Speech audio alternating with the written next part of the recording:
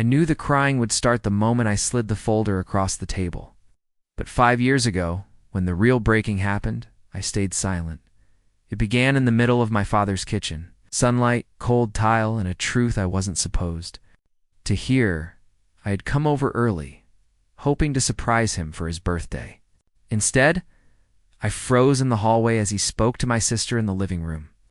His voice tired but smugged. "$500,000 for law school is nothing," he told her. "You'll make it back.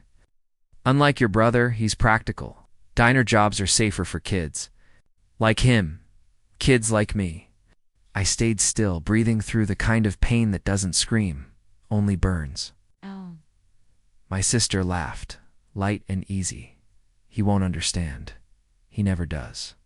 Then softer, almost sweet. "I'll handle him. Handle me." I stepped back into the cold morning air before anyone saw I was there. Something in me cooled to stone. I used to think we were close. My sister and I growing up, she was the one who whispered encouragement when Dad's expectations felt too heavy. She promised we'd win together one day to siblings against the world. But I began noticing the shifts long before the kitchen conversation. A new car, a pricey apartment, a confidence that didn't fit the income she claimed to scrape by on.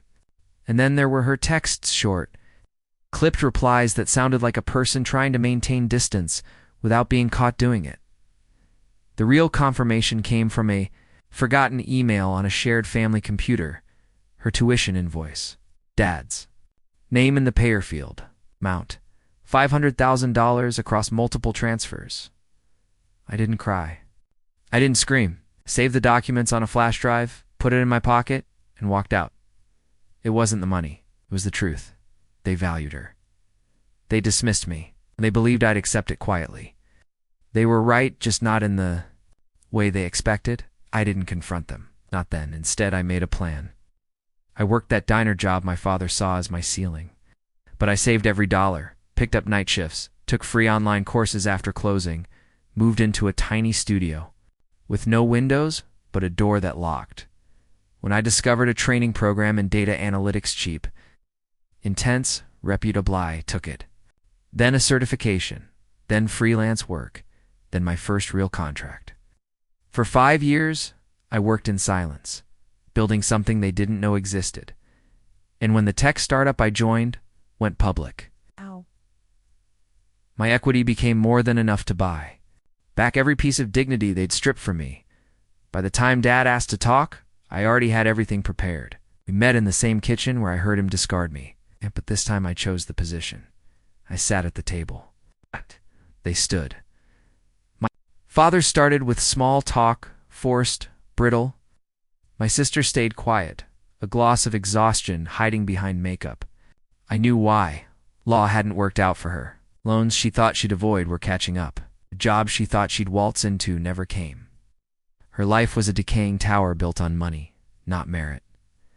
Finally, my father cleared his throat. "Hello, we need help financially?" My sister lifted her eyes to mine, still holding a flicker of that old superiority, but dimmer, defensive. I opened the folder-printed transfers invoices. Her tuition receipts, every secret they thought I'd never know, lined up like gravestones. My father's voice cracked.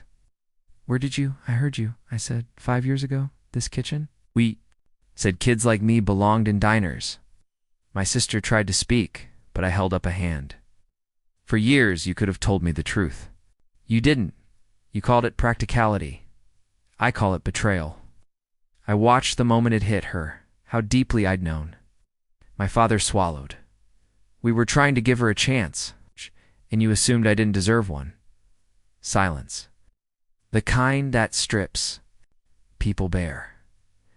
Then my sister asked, almost a whisper, "So, will you help us?" I leaned back, calm, the stone inside me now, solid, cold, complete. I already did.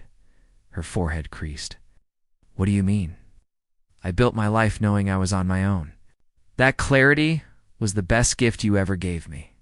But financially, I slid the folder closer to them.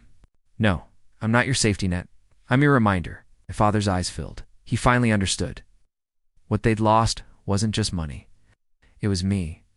As I walked out of that kitchen, I felt taller than I ever had. Revenge isn't fire, it's absence. Mine was.